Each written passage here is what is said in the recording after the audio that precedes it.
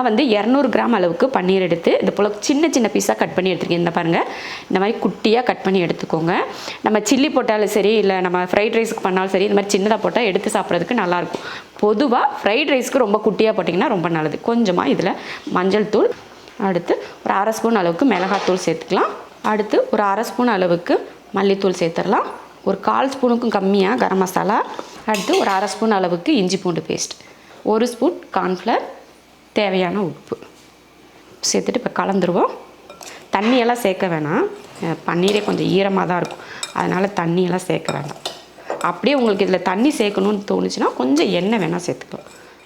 சும்மா ஒரு 1/2 ஸ்பூன் அளவுக்கு அந்த மாவு வந்து கொஞ்சம் ஈரம் ஆகலை அப்படின்னா மட்டும் கொஞ்சமாக நீங்கள் எண்ணெய் சேர்த்துக்கோங்க. ஒரு 1/2 ஸ்பூன் 1 ஸ்பூன் அளவுக்கு. இது வந்து ஒரு ஆப்ஷனல் தான், வேணும்னா மட்டும். அவ்வளோதான், சில்லிக்கு வந்து பன்னீர் ரெடி ஆயிடுச்சு. அடுத்துட்டு நம்ம பொரித்து எடுத்துக்கலாம். ஒரு பக்கம் நான் வந்து அரிசி வேக வச்சுருக்கேன், அதையும் வடித்து எடுத்துகிட்டு நம்ம வந்து சில்லி பொரிச்சிக்கலாம். ஒரு கடாய் வச்சுட்டு அதில் எண்ணெய் ஊற்றிடலாம். எண்ணெய் காஞ்சதுமே பன்னீர் வந்து பொரித்து எடுத்துடலாம். பன்னீர் நல்லா மொறுமொறுன்னு வெந்துருச்சு பாருங்கள். இப்போ எடுத்துடலாம். இதே போல் மீதி இருக்கிற பன்னீரையும் பொரித்து எடுத்துக்கலாம். அவ்வளோதான், சில்லியெல்லாம் பொரித்து எடுத்தாச்சு. நம்ம இதே எண்ணெயில் தான் நம்ம வந்து ரைஸ் வந்து வேக வைக்க போகிறோம். அதனால இவ்வளோ எண்ணெய் தேவையில்லை, எடுத்து தனியாக மாற்றி வச்சிடலாம். எண்ணெய் காஞ்சதுமே ஒரு 5-6 பூண்டு பல்லி போல் பொடியாக வெட்டியிருக்கேன், சேர்த்துடலாம். அடுத்ததாக கொஞ்சமாக கேரட்டு, ஒரு கொஞ்சோண்டு வெங்காயம், எல்லாமே கொஞ்சம் கொஞ்சமாக சேர்த்துக்கிட்டால் போதும். இதை கொஞ்சம் வறுத்துடலாம்.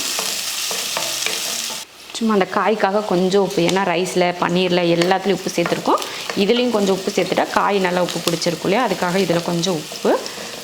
காயை வந்து ரொம்ப நேரத்துக்கு வேக வைக்க வேணாம். இப்போ காய் வதங்கினதுமே நம்ம வேக வச்ச ரைஸ் இதில் சேர்த்துடலாம். அடுப்பை சிம்மில் வச்சுக்கணும். சிம்மில் வச்சுட்டு இதில் 1 ஸ்பூன் அளவுக்கு ரெட் சில்லி சாஸ், ஒரு 1/2 ஸ்பூன் அளவுக்கு சோயா சாஸ், ஒரு 1/2 ஸ்பூன் மிளகாத்தூள், ஒரு 1/4 ஸ்பூன் அளவுக்கு கரம் மசாலா, அது கூட கொஞ்சம் சில்லியும் சேர்த்துடலாம். நமக்கு எந்த அளவுக்கு சில்லி வேணுமோ அதை பார்த்துட்டு சேர்த்துக்கிட்டு இது தனியாக சாப்பிடக்கூட நம்ம எடுத்துக்கலாம்.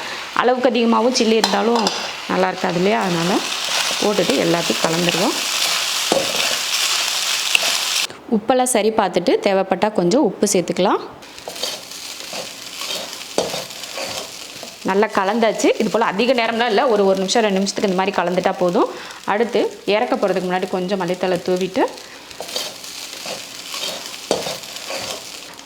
தூவிட்டு மேலே கொஞ்சம் மிளகுத்தூள் தூவிடலாம்.